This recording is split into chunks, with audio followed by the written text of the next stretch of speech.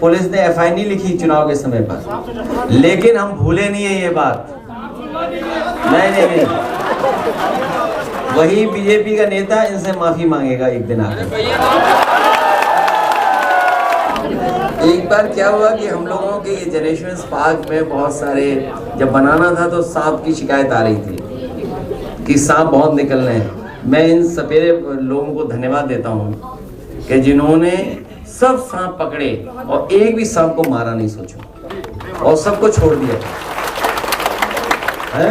कई हजार, अब बोलिए मत, तो उसमें जांच कराने के लिए आदेश हो गए। जांच कराने के लिए आप लोग जानते होंगे, अखबार में आई थी खबर कि जांच होगी, कि सपेरों को पैसा दिया गया, सांप पकड़े गए हैं। तो मैंने उस दिन स्टेटमेंट दिया था, अगर आपको याद हो, कि ठीक है मैं अपने सपेरों से कहूंगा सब सांप वापस ले आओ, और जिसने जांच करने के लिए कहा उनके घरों में छोड़ दो। और मैं बधाई देता हूँ एनडीए के अधिकारी, समझे उसका जांच नहीं हो रही है। तो इन्होंने अच्छा काम भी किया है और मैं इनको हर बार फिर बोलता हूँ, जब समाजवादी सरकार बनेगी, जो मैं एक्सप्रेस वे के किनारे स्नेक चार्मर्स विलेज बना रहा था, जो नहीं बना पाया सरकार जाने के बाद, मैं इन सपेरों को और इनके तमाम परिवार के जो लोग जीवन यापन बहुत गरीबी में कर रहे हैं, इन्हें भरोसा दिलाते हैं पेंशन सुविधा और स्नेक चार्मर्स विलेज बना करके इनका जीवन स्तर बेहतर करेंगे।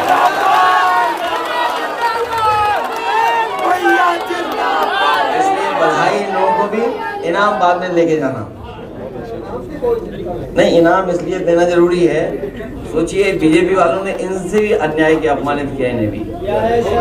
मुझे याद है हमारे लिए वोट दे रहे थे ये, एक बीजेपी के नेता है, इन्होंने मुझे नाम बता दिया है, एक बीजेपी का नेता है जिसने इनके साथ हाथापाई की और उसने, पुलिस ने एफआईआर नहीं लिखी चुनाव के समय पर, लेकिन हम भूले नहीं है ये बात।